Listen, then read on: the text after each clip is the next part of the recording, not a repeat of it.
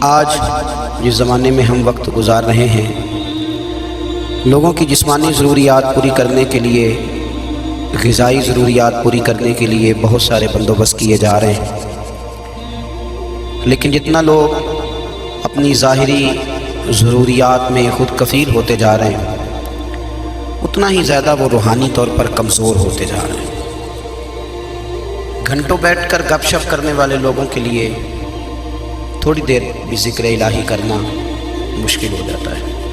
لمبی چوڑی باتیں کرنے والے، لمبے چوڑے دلائل دینے والے لوگ اور سمجھدار لوگ اور سیانے لوگ عبادت کے معاملے میں سستی کرتے ہیں، عمل کے مسئلے میں کمزور ہو جاتے ہیں۔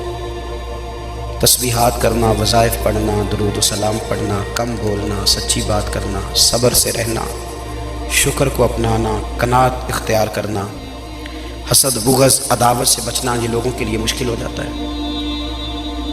پھر اس کا نقصان یہ ہے کہ معاشرہ ایک عجیب سی بے سکونی اور بے قراری کا شکار ہے۔ جیب میں بہت زیادہ پیسے رکھنے والا، خوش شکل نظر آنے والا، پیٹ بھر کے روٹی کھانے والا شخص بھی ڈھونڈتا پھرتا ہے کہ آخر میں پریشان ہوں کیوں۔ آپ انسانیت کی تاریخ پڑھیں گے تو آپ کو معلوم ہوگا کہ انسان نے کبھی پتھر کی پوجا کی، کبھی معاذ اللہ چاند سورج کی، درختوں کی، بتوں کی پوجا کی۔ معاذ اللہ یہ غلط ڈائریکشن پہ تو چڑھ گیا، لیکن ایسا نہیں ہے کہ کوئی بندہ دنیا میں آیا ہو اور کسی کی اس نے عبادت نہ کی ہو۔ اس لیے کہ اللہ تبارک و تعالیٰ نے جس طرح ہمارے جسم میں کھانے کی طلب رکھی ہے، پینے کی طلب رکھی ہے، سونے کی طلب رکھی ہے، اسی طرح اللہ تعالیٰ نے عبادت کے لیے طلب رکھی ہے جسم میں۔ یہ تو ہوا کہ انسان گمراہ ہو گیا، غلط رستوں پہ چل نکلا، اس نے جھوٹے معبودوں کی طرف معاذ اللہ توجہ کر لی، لیکن وہ کسی نہ کسی کے سامنے جھکتا رہا، چونکہ اس کے وجود میں طلب تھی، شوق تھا اسے کہ وہ عبادت کرے۔ اللہ تبارک و تعالیٰ جب مسلمان کو توفیق دے اور اللہ کی بارگاہ کی جانب وہ رجوع کرے، تو پھر اس کا رویہ یہ ہونا چاہیے کہ اس کی توجہ ہو اللہ کی جانب۔ ہمارے ہاں تسبیحات پڑھ لی جاتی ہیں اگر کبھی موقع ملے، لیکن وہ خاص انہماک، وہ خاص شوق، وہ خاص ذوق اللہ تبارک و تعالیٰ کی عبادت کا، ایک ہوتا ہے نماز پڑھنا، ایک ہوتا ہے اہتمام کے ساتھ نماز پڑھنا، یعنی ذرا وقت پہ اٹھنا، ذرا صحیح کر کے وضو کرنا، ذرا شوق سے مصلی بچھانا۔ ایک ہوتا ہے تسبیح پڑھ لینا، اور ایک ہوتا ہے ذرا تھوڑا سا شوق کے ساتھ اللہ کو یاد کرنا۔ آپ کبھی جب میں نے آیہ کریمہ پڑھی، اس کی آپ شان نزول دیکھیں، نبی کریم صلی اللہ تعالیٰ علیہ وسلم کے کچھ صحابہ اللہ کی محبت کے شوق میں حضور کی بارگاہ میں حاضر ہوئے، اور انہوں نے آ کے عرض پتہ کیا کیا؟ عرض کرنے لگے، یا رسول اللہ صلی اللہ تعالیٰ علیہ وسلم، سالوں بیت گئے ہیں سجدے کرتے ہوئے، حضور سالوں بیت گئے ہیں تسبیح پڑھتے ہوئے، سالوں بیت گئے کہتے ہوئے کہ سبحان اللہ وہ پاک ہے، ہمیں سالوں بیت گئے یہ کہتے ہوئے کہ اللہ اکبر وہی سب سے بڑا ہے، سالوں بیت گئے کہتے ہوئے کہ الحمدللہ ساری تعریفیں اللہ کے لیے، سالوں بیت گئے اس کی تسبیح کرتے، تحلیل کرتے، تکبیر کہتے۔ حضور اب نہ ہمارا اپنے رب سے ملنے کو جی چاہتا ہے، کبھی یہ حقیقت منتظر نظر آنا لباس مجاز میں، لاکھوں سجدے تڑپ رہے ہیں میری جبین نیاز میں۔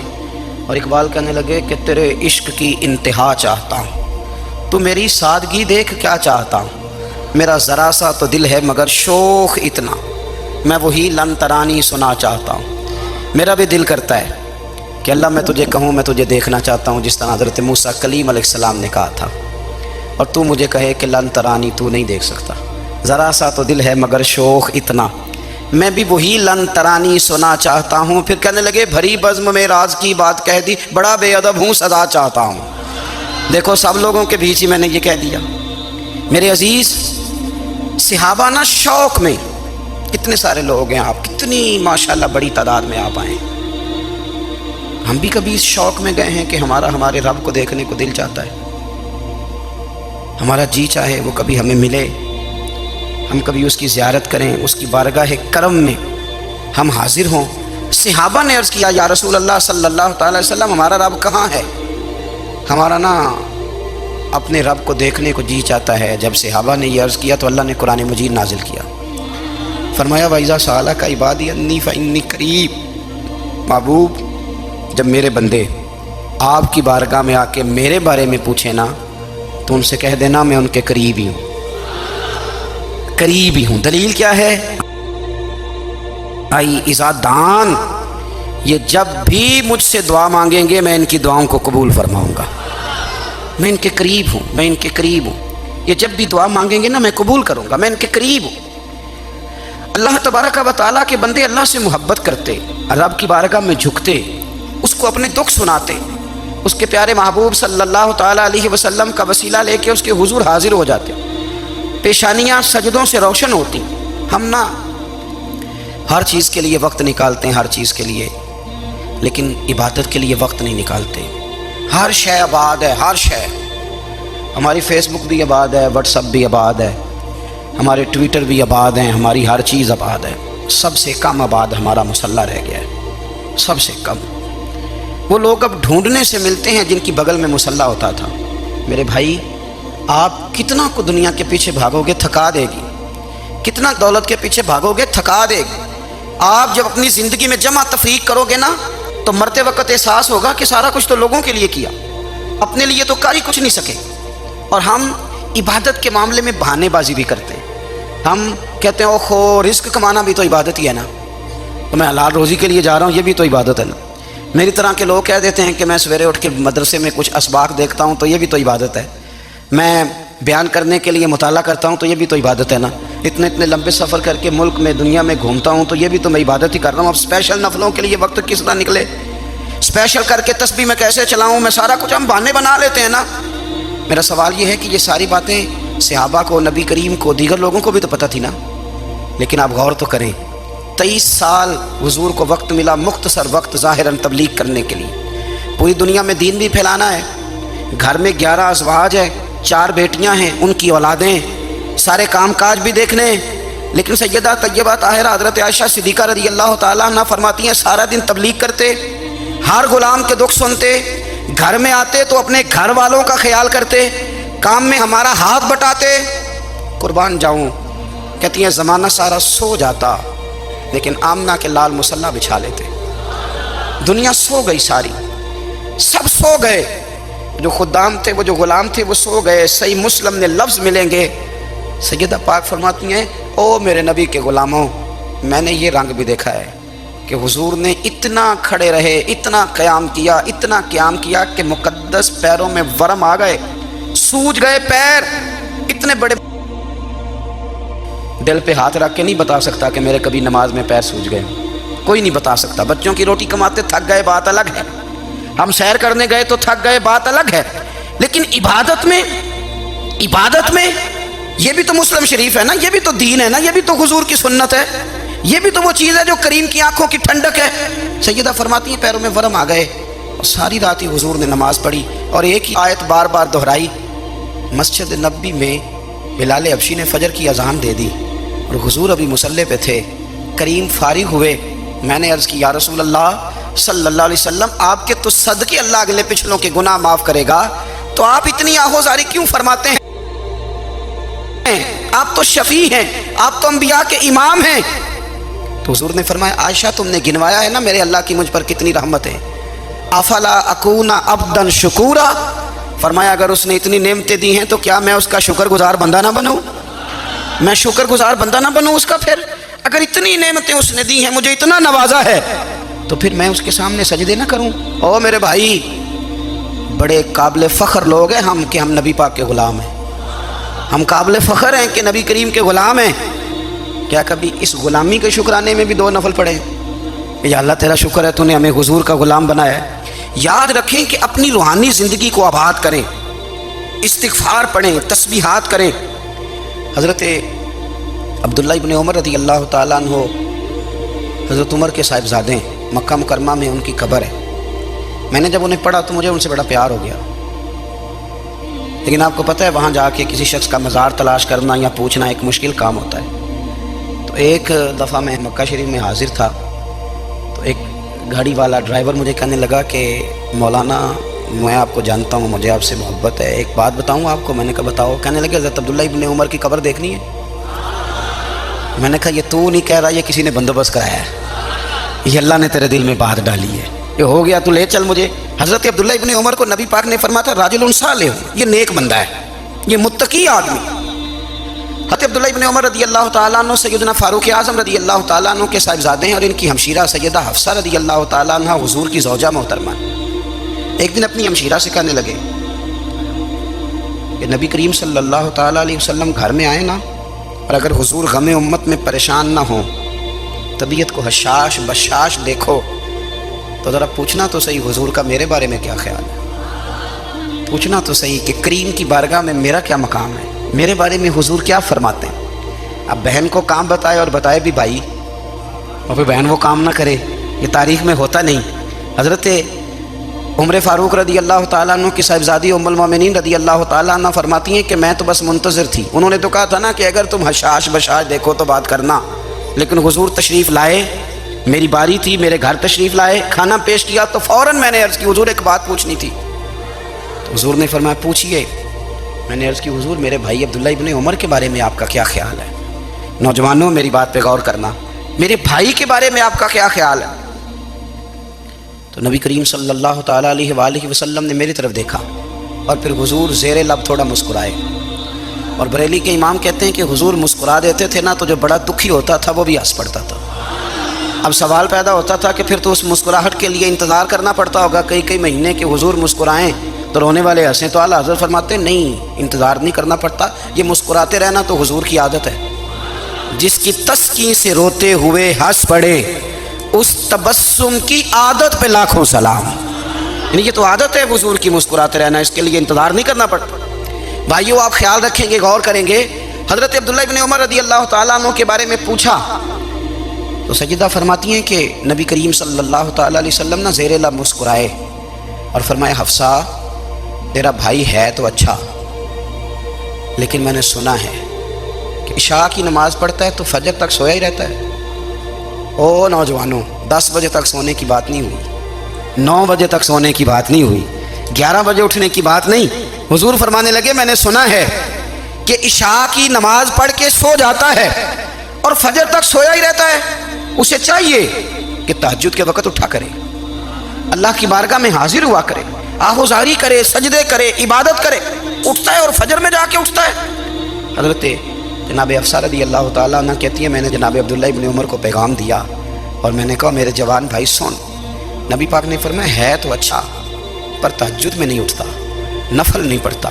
او میری ملت کے جوانوں، مزہ نہیں آ جاتا جب ساری دنیا سوئی ہو، ساری دنیا، اور بستر بھی گرم ہو اور نیند بھی پورا غلبہ کر رہی ہو، اور اچانک گھنٹی بجے دماغ میں، آنکھ کھلے، گھڑی پہ نظر پڑے، 3:30 4 بجے کا پیغام گھڑی بتائے، اور کوئی چڑھتی جوانی والا اٹھ کے وضو کرے، اور جب وہ مصلی کھول کے بچھائے تو مدینے والے محبوب کہتے ہیں کہ ہر نماز پہ رب ثواب دیتا ہے، اور جو اٹھ کے تہجد کی نماز پڑھے اسے دیکھ کے تو رب مسکراتا ہے، جو اس کی شان کے لائق ہے، جو اس کی شان کے لائق، وہ مسکراتا ہے، خوش ہوتا ہے کہ میرا بندہ تہجد میں اٹھ گیا، وہ مسکراتا ہے۔ کاش ہماری صبحیں کبھی اپنے مالک کے نام ہو جائیں، کاش کے صبحیں۔ حضرت ابو الحسن رحمۃ اللہ تعالیٰ علیہ حضرت معاذ ابن جبل رضی اللہ تعالیٰ عنہ کے پاس بیٹھا کرتے تھے، فرماتے ہیں ان سے جو پیار بڑھا تو پھر میرا مصلی سے بھی بڑھ گیا۔ تابعی ہیں، فرماتے ہیں صحابی رسول سے محبت ہوئی تو ذکر سے بھی ہو گئی، پھر درود شریف سے بھی ہو گئی، محبت ان سے بڑھی تو پھر اللہ نے مسجد کا پیار بھی بڑھا دیا۔ آپ فرماتے ہیں کہ میری ہر وقت تو بھی یہ چاہتی تھی کہ بس اللہ اللہ کروں، بس اللہ اللہ کروں، بس نہ میں ذرا تھوڑی جان چھڑاؤں لوگوں سے، کوئی 10 منٹ ملے تو میں کوئی 4 نفل پڑھ لوں، میں تھوڑا سا نہ بچوں لوگوں سے، اور مجھے تسبیح ملے تو میں نہ کچھ 400-500 دفعہ استغفار پڑھوں، سبحان اللہ، الحمدللہ، اللہ اکبر، لا حول ولا قوت الا باللہ، میں نہ تسبیحات پڑھوں۔ فرماتے ہیں کہ بچے تھے گھر میں 6-7، غربت تھی، کام ملتا کوئی نہیں تھا، اور میں کام چور نہیں تھا، کام ڈھونڈتا تھا، پر اللہ کی قدرت کے کام نہیں ملتا تھا۔ فرماتے ہیں کہ میں نے ایک دن اپنی اہلیہ سے کہا کہ آج میں پھر جاتا ہوں کام ڈھونڈنے، تو میری بیوی بڑی فرما بردار تھی، پر اس دن نہ غربت کے ہاتھوں تنگ آ کے کہنے لگی آج نانا کوئی تو چیز لے کے آیا، تو مجھ سے بچوں کی بھوک نہیں دیکھی جاتی ہے. سب روگاں دا روگ محمد جس دا نام غریبی. کنڈ بلا کے لنگ جاندے نہیں دوست یار قریبی. آج نہ کچھ لے کے آیا تو میں بچے لے کے میکے چلی جاؤں گی. شیخ فرماتے ہیں کہ میں بڑا پریشان گھر سے نکلا پر میں نے صبح سے لے کے زور تک کام ڈھونڈا, کام ملا کوئی نہیں. تو میرے دل میں خیال آیا چلو کام نہیں ملتا تو اللہ تو کرے نا, چلو بندوں کی مزدوری نہیں ملتی تو رب کریم کی عبادت ہی کرتے ہیں. فرماتے ہیں کہ میں نے نا فرات کے پانی سے وضو کیا نہر کے. شدید دھوپ تھی, ساتھ ریت تھی اور ریت تپ رہی تھی.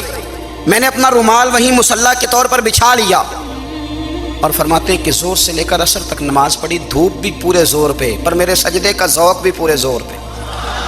فرماتے ہیں سورج بھی چمک رہا ہے اور رب کی عبادت کا ذوق بھی پورے زور پہ. میں سجدہ کروں تو پھر میرا اٹھانے کو جی نہ چاہے. میرے استاد لکھا کرتے تھے, یہ ان کا شعر ہے, وہ کہا کرتے تھے مجھے سوز دے, مجھے ساز دے اور مجھے نیم شب کا نیاز دے. دم سجدہ خود کو میں توڑ دوں, مجھے ایسا ذوق نماز دے. اور میں تیری بہار کا پھول ہوں, میں کھلا بھی ہوں تو تیرے لیے, مجھے میری شاخ سے توڑ لے, مجھے اپنی زلف کا ناز دے. بھائی فرماتے ہیں کہ عصر تک میں نے نفل پڑھے, دل ڈھلنے لگا, عصر کی نماز پڑھی اور میں وہاں سے چلا. اب میں جب نکلنے لگا تو دل میں خیال آیا کہ چھوٹی چھوٹی دیواریں ہیں گھر کی, بغیر کچھ لیے جاؤں گا تو بیوی دور سے دیکھے گی تو شور کرے گی کہ پھر خالی ہاتھ آ گیا ہے. کہتے میں نے اپنے اسی رومال میں جس پہ میں نے نماز پڑھی تھی نا, رومال میں کیا عقیدہ پنجابی جسافہ کہتے ہیں, اسی میں نا میں نے کچھ ریت بھر لی کہ وہ دور سے دیکھے گی تو سمجھے گی کچھ لے کے آیا ہے. چلو جا کے اسے بتا دوں گا کہ آج پھر مزدوری نہیں ملی. کہتے ہیں وہ ریت لے کر جب میں گھر میں گیا تو پہلے بیوی دروازے پہ کھڑی ہوتی تھی, پوچھتی تھی خالی ہاتھ آ گئے ہو, آج میں نے دیکھا تو ہے ہی کوئی نہیں. فرماتے ہیں میں اندر داخل ہوا, سلام لیے کونے میں میں نے وہ رومال رکھ دیا اور میں نے آواز دی کہ بھلی مانس کہاں ہو. تو وہ کہنے لگی آپ منہ ہاتھ دھو لیں, میں روٹی لے کے آئی. میں نے کہا روٹی کہاں سے آ گئی, یہاں تو کئی دنوں کے فاقے ہیں, تو کئی دنوں کی غربت ہے, یہاں تو اس گھر میں تو فقیری ہے. فرماتے ہیں کہ وہ روٹی لے کے آئی اور اس وقت کی جو موجودہ نعمتیں تھیں, سمجھ لیں سلاد اچار ہر چیز ساتھ لائی. میں نے کہا کہ بچے کہاں گئے, کہنے لگی وہ کھانا کھا کے کھیلنے گئے, آپ کھانا کھا لیں آ جاتے. کھانا اس نے چن دیا. میں نے حیرت انگیز لہجے میں ساری نعمتیں اپنے دسترخوان پہ دیکھ کر کے بیوی سے پوچھا یہ کہاں سے آیا کھانا, بچوں کو تو نے کہاں سے کھانا کھلایا, یہ سارا کچھ کیسا ہے. کہنے لگی پتہ نہیں آج آپ کس کریم کی مزدوری کرنے چلے گئے تھے, پتہ نہیں کس کریم کی, میرے گھر میں تو اتنی نعمتیں آئی ہیں کہ مجھ سے سنبھالی نہیں جا رہی, اتنا اناج ہے, اتنا گندم ہے, کس کریم کے دروازے آج چلے گئے تھے. یہ کہتے کہتے وہ اٹھی اور اٹھ کر کے کہنے لگی پہلے ہی بڑا کچھ آیا تھا, اب کیا لے آئے ہو. اور جا کر کے نا اس نے وہ ریت والا رومال کھولا, کہنے لگے میں تو لے کے آیا تھا ریت, تو میرے رب نے اسے بھی سونے اور ہیرے بنا دیا تھا. جب آپ کی توجہ اللہ کی جانب, میرے نبی پاک صلی اللہ تعالیٰ علیہ وسلم نے فرمایا ہر چیز اپنے رب سے مانگ, ہر چیز مانگ, ہر چیز مانگ. یا رسول اللہ کیا کچھ؟ میرے محبوب نے فرمایا تیرے گھر میں نمک بھی ختم ہو جائے تو وہ بھی اپنے رب سے مانگا کر. تو مانگنا وہ تجھے دے گا, تو اس کی بارگاہ میں کشکول طلب دراز تو کرنا. اور ترمذی شریف میں عجیب لفظ ہیں, رسول کائنات نے فرمایا, رب کریم فرماتے ہیں جب میرا بندہ ہاتھ اٹھاتا ہے نا تو مجھے حیا آتی ہے کہ میں خالی کیسے لوٹا دوں اس کے. اتنے بڑے بادشاہ کی بارگاہ میں, او بھائی لوگوں سے عزتیں تلاش کرتے ہو تو وہ کیا تمہیں عزت دیں گے, وہ تو کل اچھا کہتے ہیں پرسوں برا کہنے لگ جاتے ہیں. لوگوں کے سامنے گڈ بک میں آنا چاہو گے تو وہ تو سویرے تمہارے بارے میں کچھ کہیں گے, شام کچھ اور کہیں گے. اپنی روحانی زندگی آباد کریں, اپنے مصلی کو وقت دیں اور دنیا سے چھپ کر اس موبائل کو بند کر کے اور اپنے آپ سے بھی چھپ کے اور تنہا ہو کے چھپا کے سارا کچھ اپنے آنسو اپنے رب کی بارگاہ میں پیش کریں, اس کے حضور حاضری دیں. سنو نا ترمذی کی حدیث اور اسے یاد رکھنا. نبی پاک علیہ السلام نے فرمایا اپنے دکھ لوگوں کے سامنے نہ بیان کر دو, سیٹھوں نوابوں کو نہ بتاتے پھرنا, دنیا داروں کے سامنے جا کے نہ رونا کہ میں تکلیف میں ہوں. پر میں اگر دنیا داروں کو دکھ بتاؤ گے رب تمہیں کبھی غنی نہیں کرے گا. اور لوگ ہیں کہ الٹا مذاق اڑائیں گے. آپ کی جس سے بڑی پکی یاری ہے نا, پکی, وہ تب تک پکی ہے جب تک آپ نے 50,000 مانگا نہیں. اور جس وقت آپ نے کہہ دیا کہ میں مجبور ہوں میری مدد کر, تو پھر ختم ہو گئی دوستی. لوگوں کے تعلقات آپ کے ساتھ تب تک ہیں جب تک آپ ان سے کوئی ضرورت وابستہ نہیں کرتے. کریم ابو فرمانے لگے بندوں کے سامنے دکھ نہ بیان کرنا, اللہ تجھے کبھی غنی نہیں کرے گا. تو اپنے دکھ اپنے رب کو بتا, تو دعائیں مانگ, تو اس کی بارگاہ میں حاضر ہو, تو اس کے حضور عرض کر. فرمایا اپنے دکھ اپنے رب کو بتا, وہ جلدی کرے یا دیر سے کرے تجھے ساری دنیا سے بے نیاز کر دے گا، تجھے کسی کا محتاج نہیں رہنے دے گا۔ اپنے مسلح کو، اپنی دعاؤں کو، ایک بزرگ فرماتے ہیں میں نے دعا مانگنے کا طریقہ اپنی بیوی سے سیکھا۔ دعا مانگنے کا طریقہ اپنی، سیکھنے والے تو اپنے بچوں سے بھی سیکھ لیتے ہیں، سیکھنے والے تو ہر ایک سے سیکھتے ہیں۔ وہ کہتے ہیں میں نے دعا مانگنے کا سلیقہ اپنی بیوی سے سیکھا ہے۔ حضرت وہ کس طرح؟ فرمانے لگے میری بیوی نے نا مجھے کوئی کام بتایا، کچھ پیسوں کی ضرورت کے لیے کہا، تو میں نے اسے کہا کہ بھئی ابھی میرے پاس نہیں ہے، کچھ دنوں میں آتے ہیں تو میں دے دوں گا۔ عورتوں کی عادت ہوتی ہے وہ بار بار یاد کراتی ہیں، 2-4 دنوں کے بعد پھر اس نے کہا حضرت وہ میں نے کہا تھا کچھ پیسے، میں نے اسے کہا کہ ابھی میرے پاس نہیں ہے، کچھ دنوں میں ملتے ہیں تو میں تمہیں دے دوں گا۔ اس نے کچھ دنوں کے بعد پھر کہا حضور وہ میں نے کچھ پیسے کہے تھے۔ فرماتے میں نے ڈانٹ دیا، میں نے کہا کہ کیا تو روز مجھے شرمندہ کرتی ہے، کہا نا میرے پاس نہیں ہے، ہوں گے تو دے دوں گا، تو روز یاد کراتی ہے۔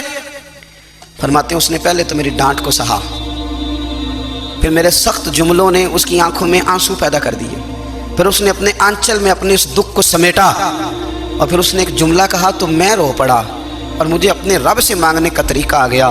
مجھے کہنے لگی حضرت جی آپ نے ڈانٹ دیا، میں نے سہ لیا، پر آپ ہی میرے شوہر ہیں، بتائیں نا آپ سے نہ کہوں تو میں کس سے جا کے کہوں۔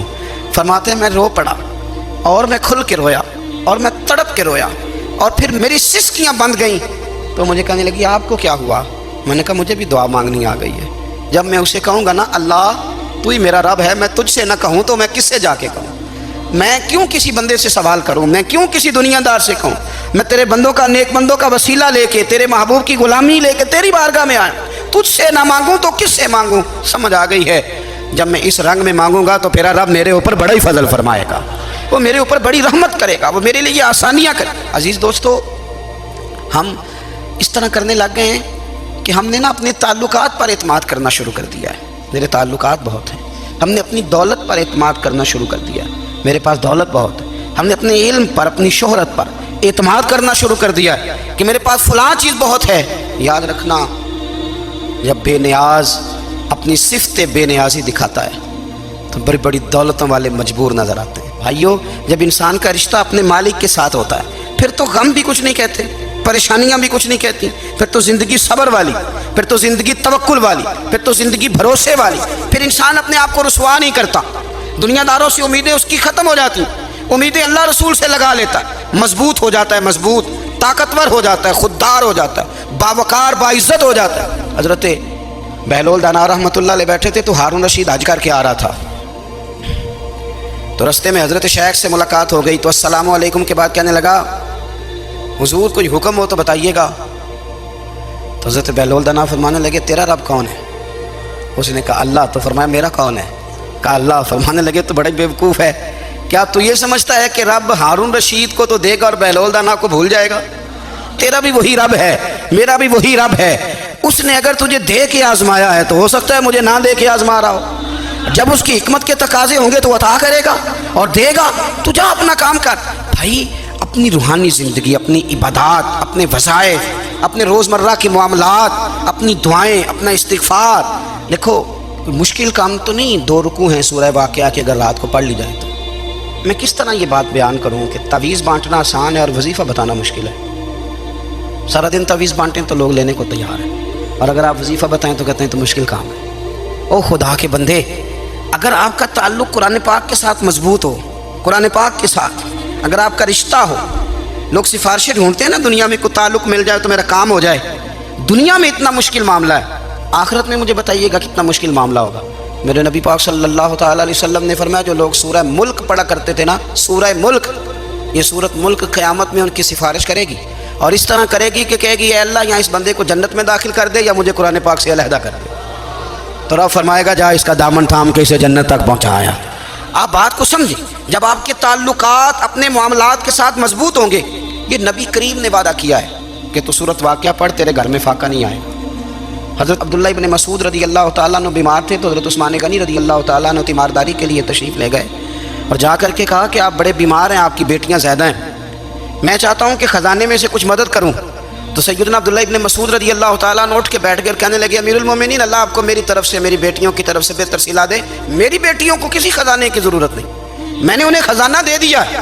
کہا جناب آپ نے کون سا خزانہ دیا ہے؟ میں آپ کے مالی معاملات کو جانتا ہوں، تو فرمانے لگی امیر المومنین میرے نبی کریم نے فرمایا ہے جو صورت واقعہ پڑھے اسے کبھی فاقہ نہیں آتا، میں نے بیٹیوں کو یاد کرا دی ہے، یہ خزانہ میں نے انہیں دے دیا ہے۔ وہ سارے والدین سنیں جو بیٹیوں کے لیے پریشان رہتے ہیں۔ حضرت عبداللہ ابن مسعود نصیحت کر رہے ہیں، فرمانے لگے میں نے صورت واقعہ یاد بھی کرا دی ہے، پڑھنے کی عادت بھی ڈال دی ہے۔ حضور نے فرمایا ہے جو صورت واقعہ پڑھے اسے فاقہ نہیں آتا۔ کہنے لگے چاند تو اپنی جگہ چھوڑ سکتا ہے، سورج گر سکتا ہے، تارے ٹوٹ سکتے ہیں، پر مدینے والے رسول کی بات غلط نہیں ہو سکتی۔ حضور نے فرمایا فاقہ نہیں آئے گا تو انشاءاللہ کبھی بھی نہیں آئے گا۔ کرنے کا کام یہ ہے کہ ہم اپنے معاملات، اپنی عبادات، اپنی دعائیں کبھی 10 منٹ عادت ہو جائے نا دعا مانگنے کی علیحدہ سے رات کو۔ حضور نے فرمایا جو فرض نماز کے بعد دعا مانگے اللہ اس کی قبول کر لیتا ہے۔ نبی پاک صلی اللہ تعالیٰ علیہ وسلم نے فرمایا اللہ مسافر کی دعا قبول فرماتا ہے۔ حضور نے فرمایا اللہ مظلوم کی دعا قبول فرماتا ہے۔ حضور نے فرمایا بیمار سے دعا کراؤ اللہ اس کی دعا قبول فرماتا ہے۔ میرے نبی پاک نے فرمایا ماں باپ جب بھی اولاد کے لیے ہاتھ اٹھائیں، ویسے تو بلے شاہ تو آسمانی اڑ دیا ہی پھڑ دیں، جڑا گھر بیٹھا انہوں پڑھے ہی نہیں۔ حضور فرمانے لگے ماں باپ جب بھی اولاد کے لیے دعا فرمائیں اللہ ان کی دعا کو قبول کرتا ہے۔ آپ اپنا تعلق بنائیں دعا کے ساتھ، عبادت کے ساتھ، مصلی کے ساتھ رشتہ بنائیں، استغفار پڑھیں۔ صلاح الدین ایوبی صلیبی جنگوں میں تھے، رات کو مسجد اقصیٰ میں نماز پڑھی تو پریشان تھے۔ ایک بزرگ سے ملاقات ہوئی تو وہ کہنے لگے کہ آپ بڑے پریشان ہیں۔ کہنے لگے حضور پریشان اس لیے ہوں کہ پہلے ہی مسلمان کمزور ہے، اب میں نے سنا ہے دشمن کا ایک بحری بیڑا وہ جنگی سامان سے بھرا ہوا آ رہا ہے، تو اب ان کے پاس اور تلواریں اور نیزے آ جائیں گے، مسلمانوں کے پاس پہلے ہی وسائل کی کمی ہے، پریشان ہوں کس طرح کر کے مقابلہ کریں گے۔ یہ بات کہتے ہی صلاح الدین ایوبی نے بزرگوں سے کہا حضور آپ بھی دعا کرنا، دعا کی بڑی طاقت ہے۔ میرے نبی پاک نے فرمایا دعا مومن کا ہتھیار ہے، دعا مومن کا۔ حضور نے فرمایا تقدیر کو سوائے دعا کے کوئی چیز نہیں بدل سکتی، دعا مومن کا ہتھیار ہے، یہ کافر کے پاس کوئی نہیں، یہ ہتھیار ہے مومن کا۔ اللہ کرے آپ کو سمجھ آئے، پھر سنیں کئی بار کہہ چکا ہوں یہ ہتھیار ہے۔ کافر کے مقابلے میں جو تیرے پاس سب سے بڑا ہتھیار ہے وہ دعا ہے۔ دعائیں کرانی چھوڑ دی، کرنی چھوڑ دی، لینی چھوڑ دی۔ حضرت سیدنا انس بن مالک رضی اللہ تعالیٰ عنہ فرمایا کرتے تھے میں نے وہ رنگ دیکھا ہے جب حضور دعا مانگتے تھے اور حضور کی مقدس آنکھوں میں آنسو بھی ساتھ ہی بہا کرتے تھے، میں نے وہ انداز دیکھا۔ تو صلاح الدین ایوبی بزرگ سے کہنے لگے آپ بھی دعا کیجیے، اور خود رونے لگے اور سر سجدے میں رکھ کے رونے لگے، اور عشاء سے لے کر فجر تک روئے، خوب روئے۔ صبح وہ بزرگ آئے تو صلاح الدین ایوبی کا خوبصورت اور ہنستا ہوا چہرہ دیکھا، کہنے لگے آپ بڑے خوش ہیں، رات تو میں نے بڑے روتے ہوئے دیکھا تھا۔ تو کہنے لگے حضور وہ جو بحری بیڑا آ رہا تھا نا وہ پانی میں ڈوب گیا ہے، اب وہ نہیں آ رہا، ابھی خبر آئی ہے تو میں بڑا خوش ہوں۔ حضور کہنے لگے اٹھ سینے سے لگ، اور سن ایک بات، وہ بحری بیڑا پانی میں نہیں ڈوبا، وہ تیرے آنسوؤں میں ڈوب گیا ہے۔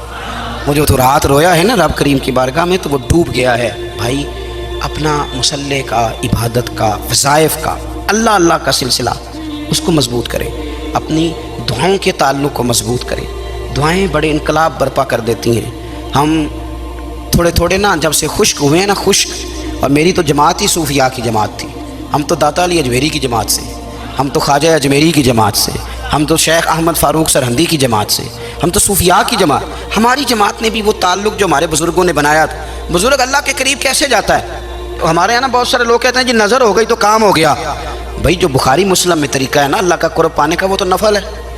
نبی کریم علیہ السلام نے فرمایا بندہ نفلوں کے ذریعے رب کے قریب جاتا ہے، اور اتنا قریب جاتا ہے کہ پھر اللہ اس کی زبان بن جاتا ہے، اللہ اس کی آنکھیں بن جاتا ہے، کان بن جاتا ہے، ہاتھ اور پیر بن جاتا ہے۔ تو یہ تو عبادت ہے، یہ تو اللہ کی بارگاہ کی حاضری ہے جو آپ کو اللہ کے قریب کرے گی۔